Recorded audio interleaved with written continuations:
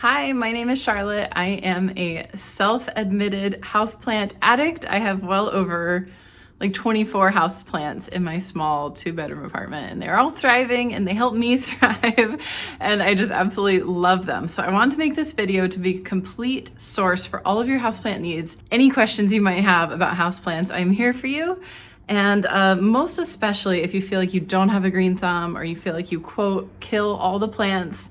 I really want to prove to you that that's not true. I guarantee, I promise, if you follow these tips, you can have just as green of a thumb as I supposedly do, because I used to also feel like I killed all the plants. And now my apartment is like a tropical oasis and I just love it. And I want to wish that for all of you, if that's what you want, or even just to have one little happy desk plant. So stay tuned, let's dive in. I'm going to cover all the things and we're going to have the happiest plants. So I thought we could go ahead and start by quickly talking about some of the best houseplant types. This right here is probably my personal favorite. This is a Monstera. Absolutely gorgeous plant. I love it so much. I really like plants with that tropical vibe.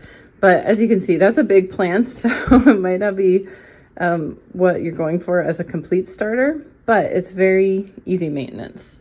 Some other plants that I would recommend are a spider plant. You'll see this one is kind of struggling a little bit right now. I'm going to talk about that a little bit later in the video to help you troubleshoot when you do have plants that are giving you problems. But in general, spider plants are very easy to grow, so I would recommend that one. Another plant that I would recommend would be a Dracaena. These come in a lot of different varietals. As you can see, this one's about 5 feet tall. So that's a great big plant, but they come in smaller sizes too, and they are also very hardy and really pretty lush plants. Another plant I would recommend would be Pothos. I feel like this is maybe like the most generic or the go-to houseplant. Has pretty kind of heart-shaped leaves, and it is a vining plant. As you can see, this one's gotten quite long, and I'm going to talk a little bit more about how you can grow these pretty much literally for free if you want to try your hand at a Pothos. It's really fun to have a plant that grows so long. Another one that's super easy is a philodendron. So this is just a little guy I got at Trader Joe's, and he's been growing a little bit bigger, but you can also get them in like giant size.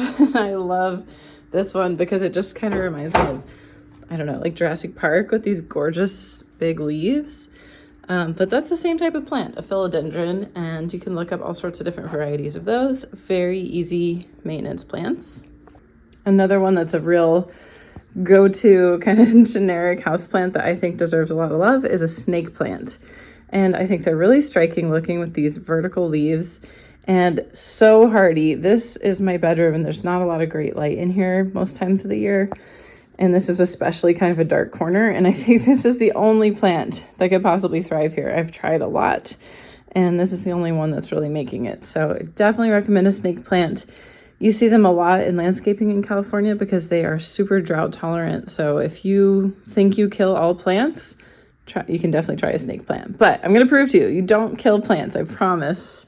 We're going to do this together. One other type of popular houseplant that I would be remiss not to mention is succulents. So those are these types of plants that you see that have like the thick, juicy leaves, and they're full of water. They come in a lot of different varieties. And I feel like they have a reputation as being an easy plant. And they're not. Like, very easy to kill a succulent because it's very easy to overwater a succulent. So in my experience, my succulents are happiest outside. I live in Southern California and I don't have much luck growing them inside. So I just want to mention that because I won't be showing any succulents in this video about my indoor houseplants. But if you guys want to see more about my outside plants, we can do this in a future video. Okay, so let's jump in on care. Caring for plants is a lot easier than you might be building it up in your head to think. All it comes down to is light and water. We're going to talk about both of those things. Starting with light, I want to encourage you that light might not be as big of a deal as you're thinking it is. For years, I lived in this apartment and I held myself back from my true plant joy because I felt like I just didn't get good enough light. You know, it's an apartment, so I only have windows on one side and it's not great light. This is literally the only time of year where I get this tiny patch of sunlight in my apartment. My poor dog goes around trying to lay in the sun because it's so rare that I have a spot of sunshine hitting in here. This one plant gets a little natural sun on its leaves at this one time of year only. And other than that, like there's just not great lighting in here. So the windowsill gets a little bit of light at a certain time of day, and that's it. All of these plants never get direct sunlight, and they're still okay. So put your plants near a window, keep the blinds open as much as possible so you do get that light coming in when it does come in. And another thing you can do is supplement with grow lights. So they make all sorts of plant lights that you stick into the soil and it comes up and it's like a little halo on top of the plant. It's kind of cute. And it gives its own light source. So that's an option. I can link to some of those on Amazon for you.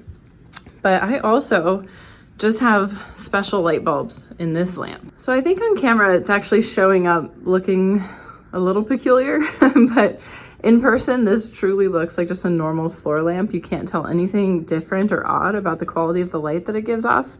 But those are grow bulbs. So they are giving my plants the kind of light that they need just to supplement what they're getting ambient lighting in my house. So that's a great option if you want to just get some light bulbs you can screw into your normal lamps. So these are the bulbs that I got. I can link to these as well and everything else that we talk about today. But here's another lamp that I put that bulb in. Again, it just looks like a normal lamp, but I put this poor little plant as close as I could to it because it was really struggling. When a plant isn't getting enough light, it just starts to kind of droop and look sad. And as soon as I've put this bulb in here, it's really perked up and it's kind of starting to lean towards that lamp. Water is what really matters. And I'm saying this because overwatering is the #1 way people kill their houseplants. In my experience, and everybody I know, overwatering is the culprit. So the #1 rule of Plant Club is that we do not overwater. And the #2 rule of Plant Club is that we do not overwater. So I'm gonna show you exactly how to not overwater.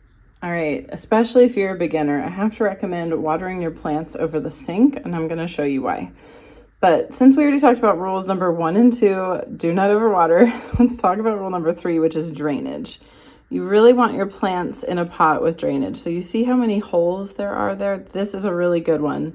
It drains really well. Any extra water, if you do overwater, is gonna run through the soil and out the bottom. But I recommend that you actually just water in the sink, especially when you're getting a hang of all of this, so that you can actively see how much water is coming out the bottom and how much water the plant really needs.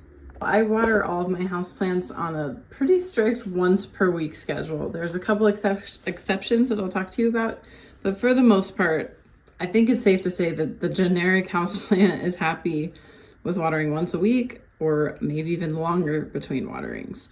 You really don't want to be watering more often than that for the average plant. But it's still a great idea to check and make sure your plant definitely wants to be watered before you water it. So there's a few different ways that you can confirm that. When I was like a plant newbie, I ordered this, and it is a moisture meter. You stick it into the soil, these prongs detect the situation in the soil, and it will tell you a reading on here. So let's try it for this plant. I can tell you this plant is ready to be watered, but let's see if the soil meter agrees with me. So if you can see, it's coming up as very dry, the driest on here, which is definitely true. Nice thing about this is you can go pretty deep in the soil. Sometimes there's more water down deep. And this will tell you what's going on a little deeper in your soil. But I have to tell you, I can picture my grandma saying this, the best moisture meter ever invented is right here. And if you want to just find out if a plant needs to be watered, just stick your finger in the soil and feel that it's dry. And you can see very little soil came up when I did that. When the soil is moist, it will stick to your finger. So that's a little tip, but honestly, just stick your finger in the soil. You'll know if it's dry or not. Another way you can tell is by simply picking up the plant. A thirsty plant will be really lightweight because it's not carrying a lot of water content. Whereas after you water the plant, pick it up and you'll feel a noticeable difference. So let's start with what not to do. I have a handy little pot of just dirt here, so no plants will be harmed. But I want to show you what I first did, and I think a lot of people do as a mistake when they're just getting started.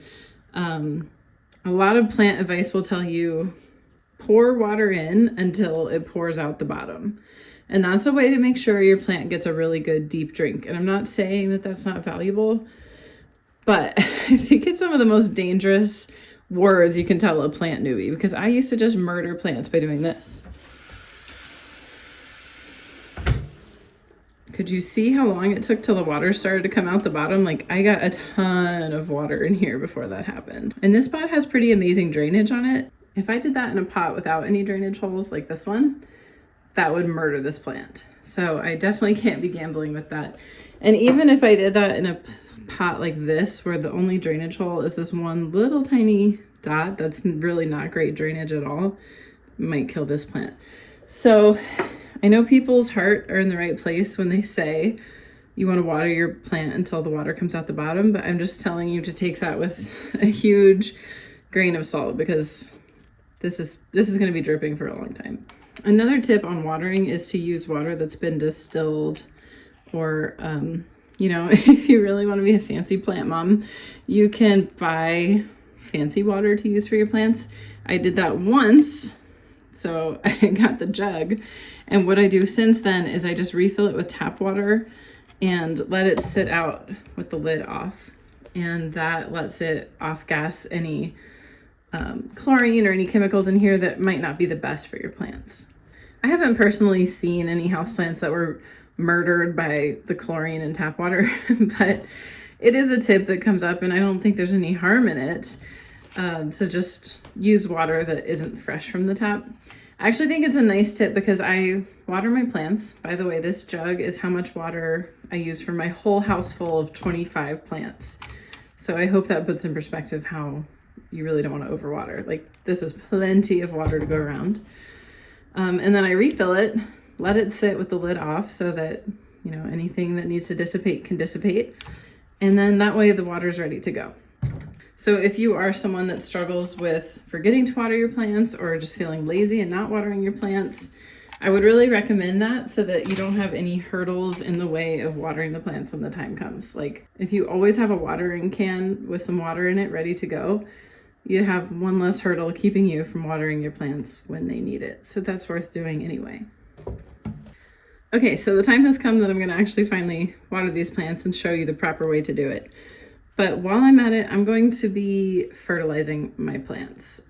So please don't let this overwhelm you if you're new to plant care. I feel like before I got into houseplants, if you told me I had to fertilize them, I'd be like, okay, forget it. Like, that's one too many steps. So please ignore this if you'd like. It's not going to hurt your plants not to fertilize them, but this is an extra step that I do. By the way, none of my videos are ever sponsored. This is the fertilizer that I use. I just buy it on Amazon, so I'll link to anything that I talk about today that could be helpful for you. But just so you know, these are all products I've tested and used. And this is the fertilizer I like. It's called Joyful Dirt. And you can sprinkle it directly on the soil, but I personally think the plant integrates it better if I mix it into the water and then water the plant with it. I like to add these every 6 weeks to the water. So I just have a recurring reminder in my Google calendars. Very simple. Water the plants as I always do, but add this to the water. Okay, I just mixed a couple tablespoons of my plant food based on it gives you like a little formula for if you want to add it to the water, what ratio to use. Mixed those in to my jug of water that I always use. Shook it up a little bit. You can see it kind of looks like coffee, which is not necessarily a coincidence. My mom used to swear by watering her plants with black coffee once in a while for a little nutrient boost. So this has lots of yummy, good plant food things in it that my plants like, and I think it helps them grow faster, but not necessarily essential. Just something I do every 6 weeks. Okay, I'm gonna hold this plant kind of awkwardly because I'm trying to make sure you can see the bottom. And you can see what I'm doing, but I am just barely putting some water at the top, and you can see it's already starting to come out the bottom. And that's all I'm gonna do. Like, you saw I added about 2 little glugs and let the water just kind of percolate out the bottom. I think this plant could take more water, but I really want to stress the importance of erring on the side of underwatering because in my experience, overwatering is the only thing that can kill a plant instantly. You know, underwatering, it might lose some leaves, but it will come back from that. So a couple things to keep in mind are to try not to get any on the leaves. They don't like to have chunks of like water sitting on them. And I have to say, like, let's call it the fourth rule of Plant Club is never, ever, ever, ever let your plant sit in water. So you'll see with all of my plants, they are in a little tray like this. That protects the surface that the plant is on, you know, so that it doesn't drip and ruin your wooden table or something. But it does create the slight risk that your plant could be sitting in water. So if I watered it and then I just left it in this tray, as it dripped out, it would be accumulating here and it would just be soaking in it and reabsorbing it. And that can create root rot, overwatering conditions, just bad stuff for your plant. Like, you really, really never want to let your plant sit in water.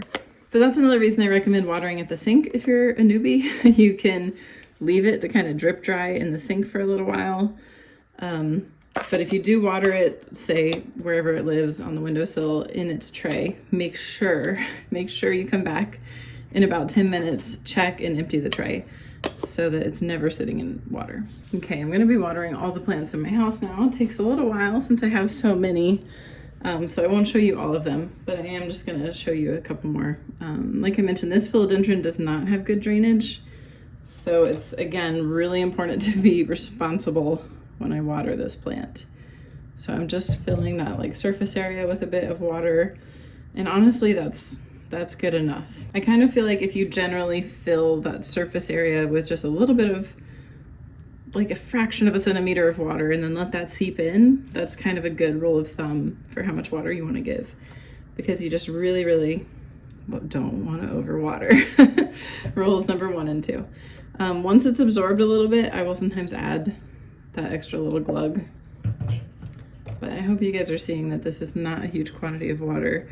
And because this doesn't have drainage holes, I'm not basing it on when it starts to drip out the bottom, because that could be lethal if I just kept pouring water, waiting for it to drip, and it doesn't drip. So that's my 2 cents on that. We're gonna get into troubleshooting plants, but I just wanna kind of point out, this one doesn't look super healthy. The leaves are like a little bit crispy. It has this yellow leaf, which could just be natural aging, like this leaf is time for it to go. But in general, it's not like supple, you know? Like this plant doesn't seem to be thriving. So I think it is thirsty. I think it's mostly just that it's thirsty, but I'm kind of flagging it as I go around watering my plants, just to keep in mind this one might benefit from being watered more often than once a week. Probably because it's in a relatively small pot, and that might also be part of the problem. It might want a bigger pot, but it's just something I like take note of when I'm watering the plants.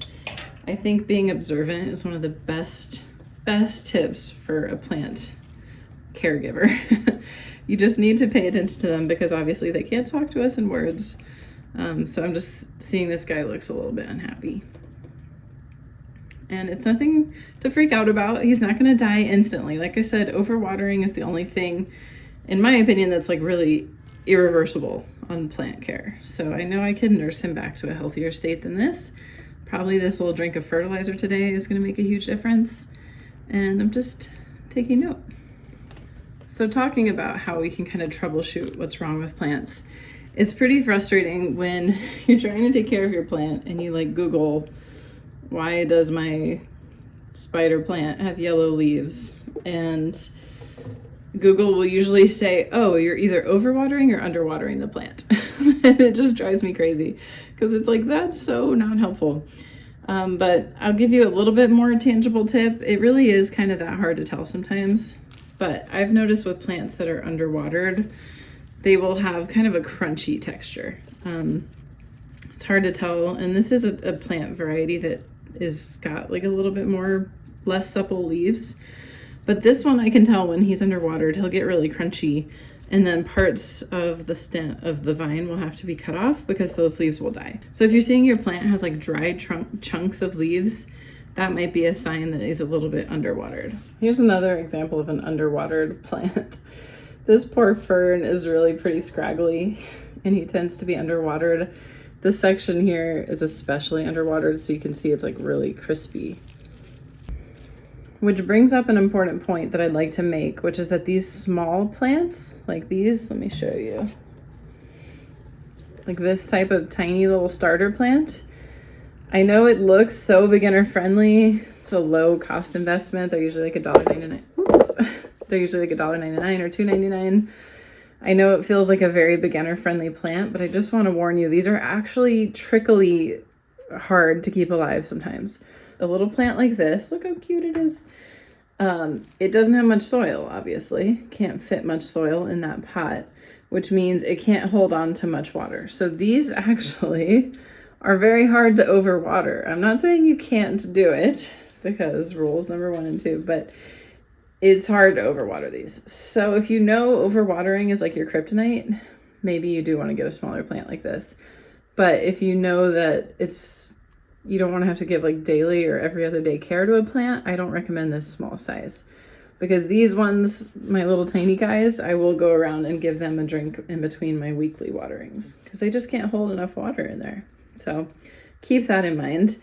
If you're looking for like a perfect beginner plant, I think it would be more like this size, but with better drainage. But I'll link to my favorite plant pots that I have, which is a set of white plastic pots that look like these, that have great drainage, and I just really like them. They come with like little trays.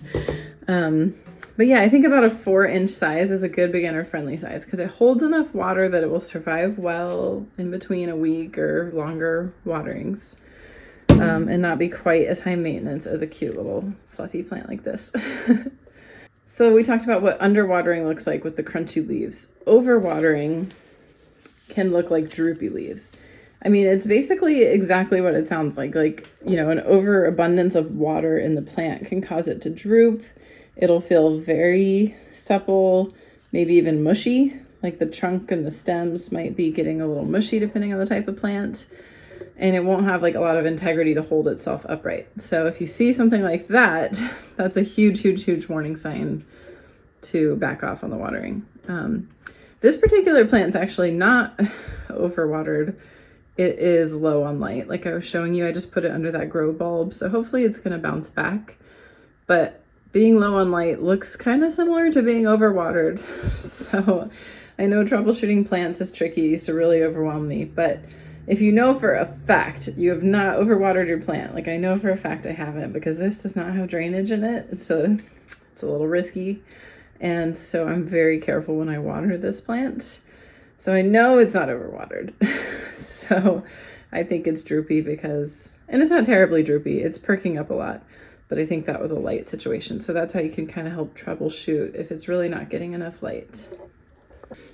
The next thing I want to show you to troubleshoot is when you get like a little problem leaf. This actually just fell off while I was coming over to show it to you, but this seemingly, you know, nice and healthy pothos plant suddenly got a yellow leaf that turned brown and fell off. So when I see a leaf like this, I will usually go ahead and pick it off just to help the plant stop diverting energy and wasting energy on the dead leaf. But it is a sign sometimes that there's something going on. Like if one by one, the leaves all start doing this, that's a big warning sign that you probably overwatered it. Or it could be low light. Another culprit that I've seen that will make the leaves like one by one start to drop off is if it's root bound. So if it doesn't have enough room, it's outgrown the pot. One way you can tell is when the roots start coming out the drainage holes at the bottom. This one honestly isn't terrible. Like it's pretty normal to have a couple little hairs sneaking out in an older plant. But sometimes it'll get really crazy. And especially if the plant starts killing off leaves or having any other signs that it's not super healthy and happy, you need to repot it into a bigger pot when that happens. But with the exception of a plant that is super, super root bound that has a ton of roots coming out, this one is not. I'm just showing you, it has a couple little hairs coming out, but that's fairly normal. Unless that's happening, I actually, especially for beginners, would recommend keeping the plant in the little plastic nursery pot that it comes in, because it's going to have excellent drainage, because the nursery is not going to risk, you know, losing their stock by overwatering and not having good drainage on their plants. So this is excellent drainage. It's meant to not let you overwater it if possible. And it's usually like the best pot for the plant. Like, you know, they're protecting their investment, so they put it in the best pot that would suit it. So I would definitely recommend keeping the plant in that pot when possible, and then you can just put it in a different decorative, isn't that cute? Do a different thing, a mug or a different pot or something like that. But I just have to do my due diligence and mention, if you ever water your plant when it's in the outer pot, you absolutely have to come back around and dump out the whatever's rinsed off, whatever's drained off. So I will show you, water this guy. This is one of my thirstier plants, so I know he's good for a few glugs. You kind of get, a lot of this is like trial and error and just getting a feel for different types of plants. But anyway, as his watering situation percolates, look at that, there's already a pretty good amount of water there. And if I left him sitting in this mug, then he would reabsorb that and it would do damage, like overwatering the plant. So you don't want to do that. You got to make sure you're emptying out the tray that the plant sits in, or the cup or the pot or whatever it might be. Super easy. So I'll just show you a couple more examples of watering. Like I said, this one does not have any drainage. I have to be super responsible when I water this plant. And there's not a ton of soil in there. So it can't hold on to a lot of water, and there's nowhere for the water to go without drainage. So I really don't want to put too much. Put those couple little sips and just let that soak in. And that's it. Unless this plant ever shows signs of being thirsty or, you know, in distress. And then I start troubleshooting and figure, okay, it must want more water. I will give it more water then. But in general, I'd say always err on the side of underwatering. One other thing I wanted to mention is the common advice is basically to water your plants in the morning, or at least in the morning or evening. I don't tend to have a lot of free time in the mornings, so I almost never really water my plants when they say to. I just don't think it's like a huge deal. I think that advice is mostly for not letting your plants be like baking in the sun when they're full of water or have water on their leaves. Yeah, I haven't seen any like health problems in my plants due to not watering in the morning. But if you're a morning person, go for it. Supposedly that's the best. Another tip is to get a plant app. Again, non-sponsored. I know this sounds like an ad whenever people talk about like apps, because they always get these weird sponsorships, but genuinely the app that I use is called Picture This. I would imagine there's like a ton of them. I don't remember how I even found that one, but it has worked well for me. So when you open it up, it tries to make you pay for it, and really hidden up here it says cancel. Hit cancel and it like totally works. I did pay for it once. It says your access to premium expired. And I just didn't feel like I needed the premium. Like, I think the main difference was it lets you save your plants, which I thought I would really like, having like a folder of all my different types of plants. But I just never really wound up using that. So pretty much the only thing I use this app for is identifying plants. So you just click the little camera down here, place the plant in it, take the picture, and it is amazing how well this works. You can just take a picture of a tree when you're on a walk or whatever, and it figures out exactly what it is. So that is a flamingo lily. It's an anthurium plant. And I love this app because it just gives you all the information in one place. Has common questions about taking care of this plant. It gives you like the basic and most important information, like how much sun it wants, how much water it wants. So that's usually the main thing I will do when I get a new plant, learn a little bit about it through an app like this. But you can also, once you know what the name of the plant is, you can just Google, do spider plants like to dry out between waterings? You know, that's one thing I Google a lot. Like, does this plant like to be dry, or does it like to stay a little bit damp? That's helpful to know, and you can just Google more information on any plant that way, or check out an app like that. Okay, let's talk about propagation for a second. I don't want to scare you off if you're a newbie, but I honestly think propagation is one of the most fun things about getting into plants. And it might seem intimidating, but I'm here to demystify it. So a lot of houseplants can be grown by taking a cutting from a mature plant, putting it in a vase of water, and letting it grow roots. So I took this cutting off of a pothos plant, cut it down there at the stem, and it's been in water for a few weeks, and it has grown all of those roots, which is so cool to me. Like, free houseplants. Printing money. It's just amazing. This is just the greatest thing. You can take a cutting of your plant, put it in water, give it to a friend, or replant it somewhere else in your house, or plant it back into the same pot to help it become more of a full, happy plant on top. So Pothos is one of the absolute best plants to do this with. It's very willing. And all you need to do is look for a node, which are these little black nubs on the stems, and that's where the roots will grow out of. So make sure your cutting includes several leaves.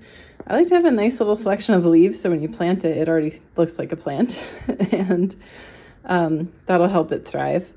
And then make sure it also has nodes, and just cut it like below one of those nodes, put it in water for a few weeks. You know, you can use water that's been sitting out like I talked about, so that it doesn't have any chlorine or anything in it. I really don't think you need to get too precious with this though. Like, just stick it into water. Don't need to change the water. You don't need to do anything. Come back and magic will happen. So just to show you that life cycle, here's one that I had done that with, that I planted a few weeks ago, and it's starting to grow. It has a new baby leaf starting to come in there. It's so exciting when new leaves come in. I just love it. So that's the next stage, and then this is the next stage. So a year ago, I grew this one from a cutting, totally free plant, and it is so gorgeous and thriving. It's, I don't even know how long, maybe like 9 feet long. I don't know for sure because I coiled some of the length up into the pot, and I just use bobby pins, like hairpins, and pin the plants into the soil. When I do that, like coil some of it up in there, that'll help hold it in place, and then it will ultimately grow roots into the soil from those nodes so that it can be more anchored. But that just makes the plant more full on top and helps kind of manage some of the length, because this plant is growing and just makes it look so nice. So I absolutely love pothos for that reason. It's really fun to propagate. And one thing that's cool is you can even mail the cuttings. So this is actually my friend's plant, and she sent me a cutting. Look how cute it is. It's like a miniature monstera. And it wasn't doing so well at first because it survived the winter, getting mailed in the winter, but it did propagate, grow roots, so I planted it. Honestly, I probably could put it in a smaller pot to start with. I think it kind of overwhelms the plant when it's trying to fill all that soil space with roots. So you might want to start with smaller pots when you do this, but new leaves are coming in. I just think it's so exciting when you see new leaves start to come in, because it's like, yes, it's working, it's growing. And then like with a plant like this, it's always fun to see what is the shape going to look like what are the little leaves going to look like. Or, you know, like on the bigger version of the plant here, this is a monstera, another monstera plant. Yeah, it's just always so fun to see the new leaves come in, and they come in all rolled up like that. So it's cute to watch them unfurl. Okay, so I just want to get into a little bit of leaf care. When I am like watering my plants, giving them a little once over, I will just kind of see what's going on. Like, I don't know why this random piece of this plant just decided not to make it. So I just snipped it off, and clearly it was just, you know, a drain on the plant, if anything, at that point. And I'll just usually kind of look over the leaves. If there's a leaf that has like a brown spot with a lot of damage, this doesn't really have any to show you. I don't know, none of my plants really have any to show you right now, but if there's a brown spot, I will cut it off. So for instance, on this gorgeous giant philodendron, this leaf, I don't know if you can tell, I cut off a little bit here that had some damage. And there's different schools of thought on this. Like, some people will tell you not to do that. I personally feel like it's a drain on the plant. And I will usually just try to trim it in a leaf shape, more or less. I don't know if that really means anything to the plant, but it looks nicer and it just makes more sense. I don't know. Another thing I will do that's absolutely crazy is warn the plant I'm gonna cut it. I honestly think plant care, it's, you know, it's not just physics, like there's some heart to it. So I'm gonna give you a little trim here, buddy, just to let him know. I would want to know. And just, you know, give the leaf a little bit of a shape, get rid of the unhealthy parts. This is just a random example since I already had done this leaf previously, but that's an option. I would just recommend that you don't do too much of that in one sitting. You know, I don't think plants can handle losing a lot of leaves at a time. So keep that in mind, that you don't like shock the plant. But the other thing to talk about with leaf care is just keeping the leaves clean.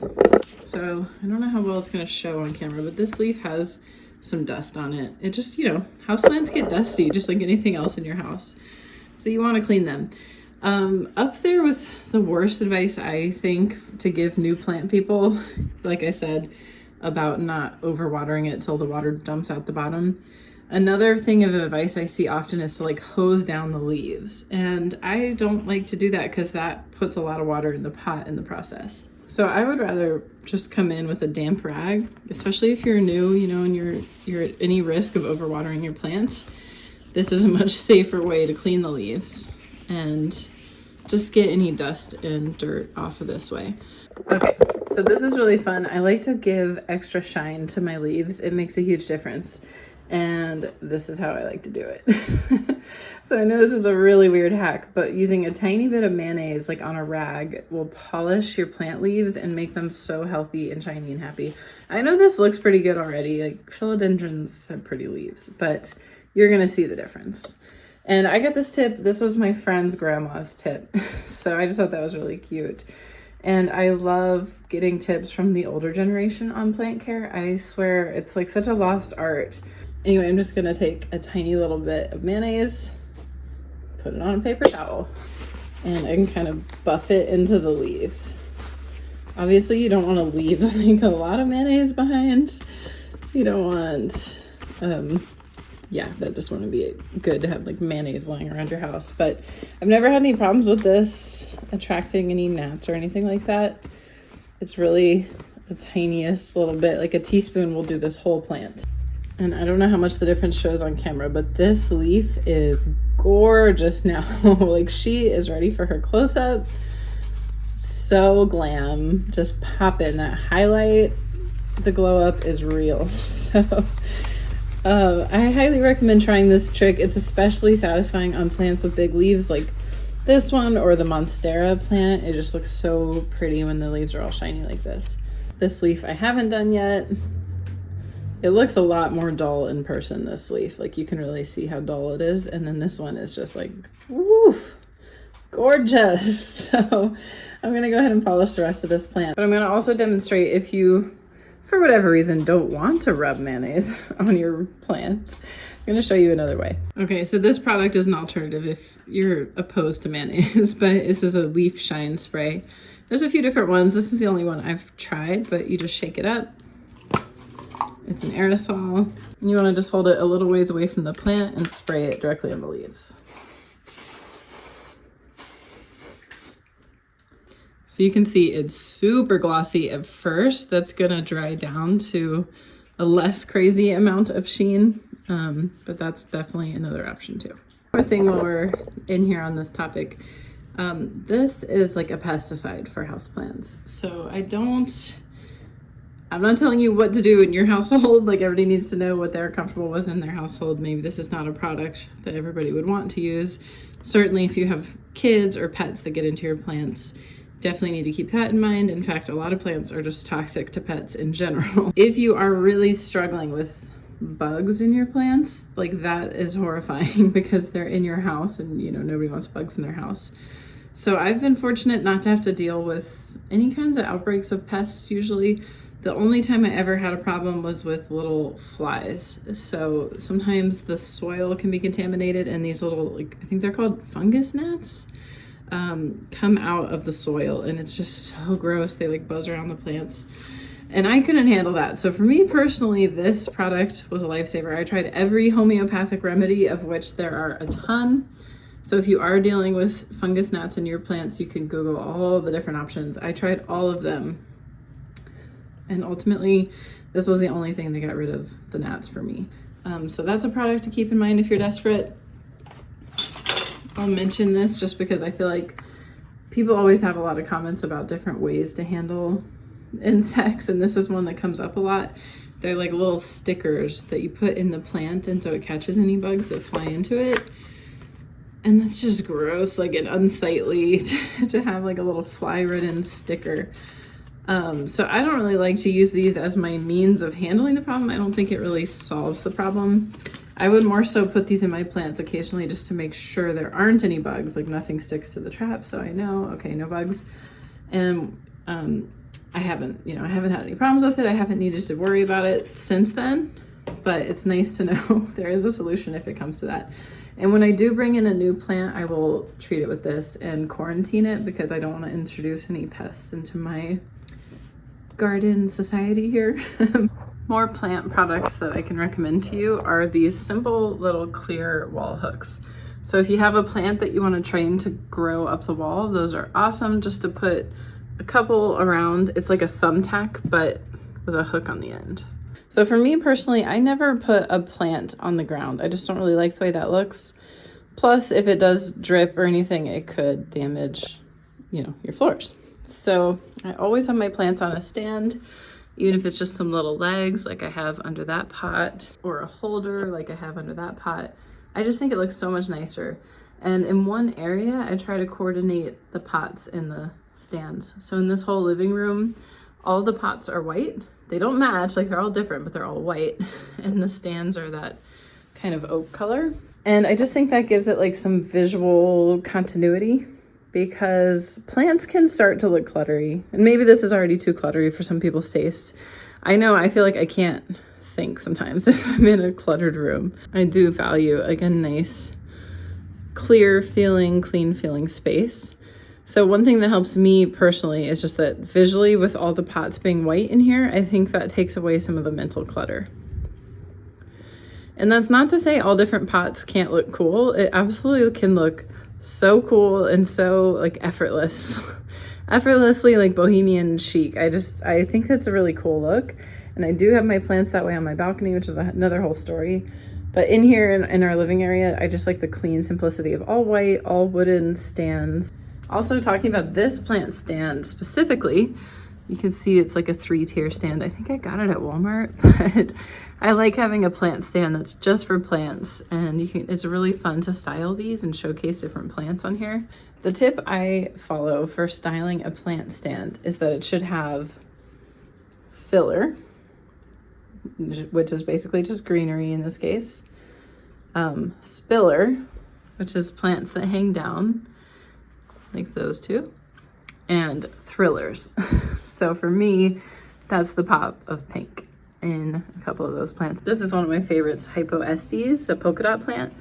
They're a little tricky to grow inside, and they do like a lot of hydration, I think, more than other plants. So not the most beginner friendly, but really pretty.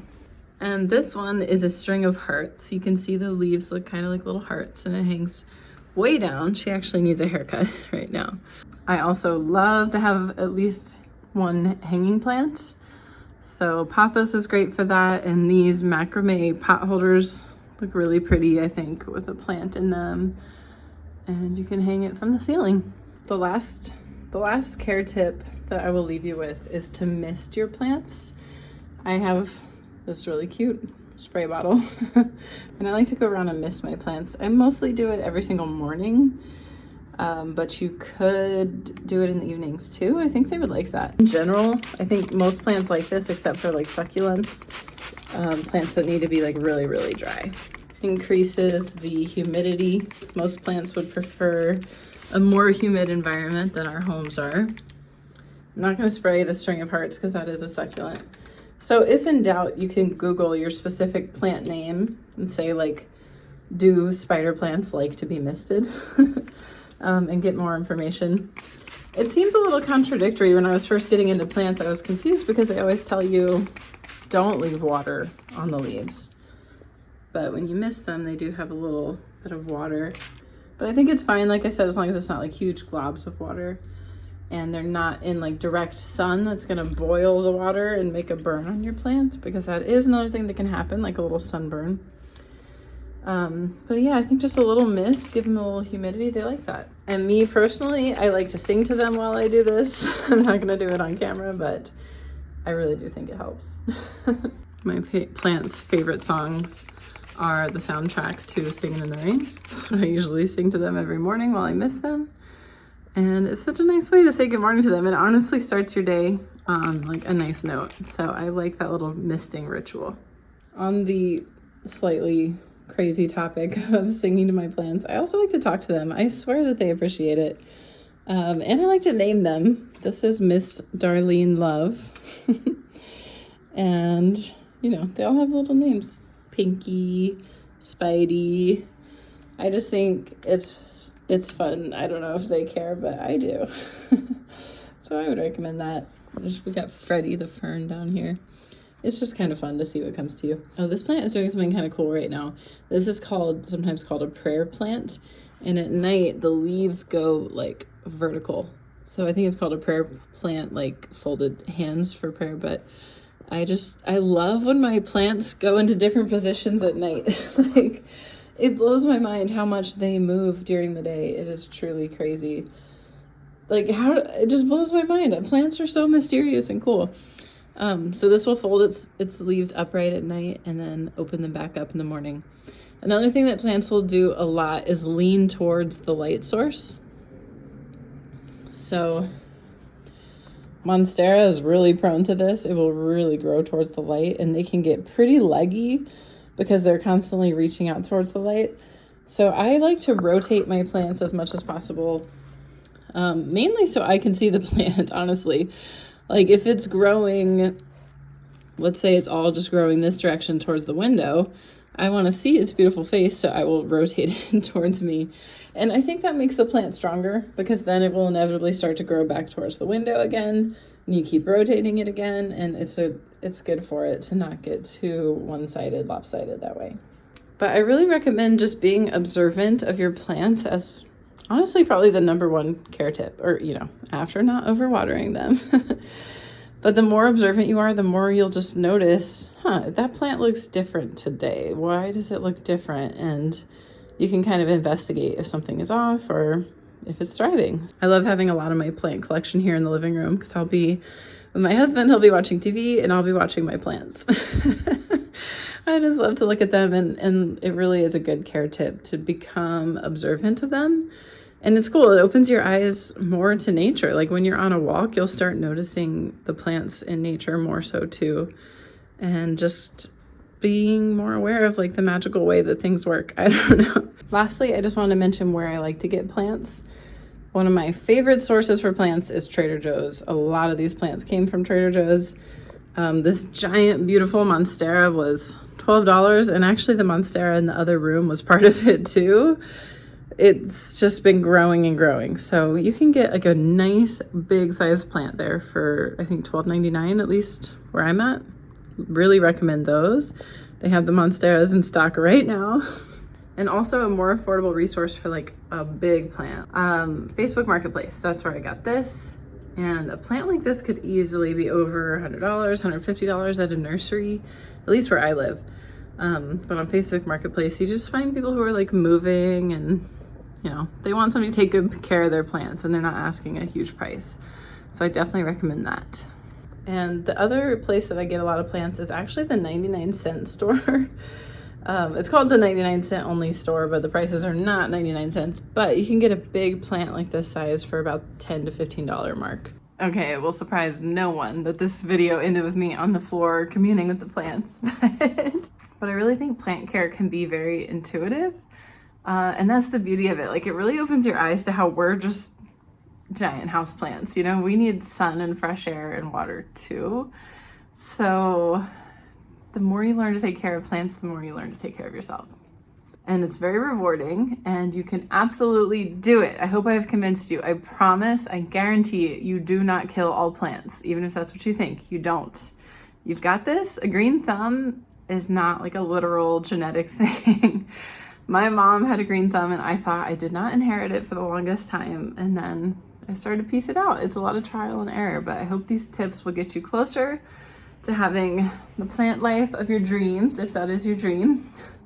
So that is it for me and my flamingo lily. Thank you so much for watching. I hope you got some helpful tips. Hit subscribe if you want to come back for more, if you want to see my apartment tour with how I fit 25 plants in here, and all that good stuff to come. I love you guys. I'll see you soon. Bye.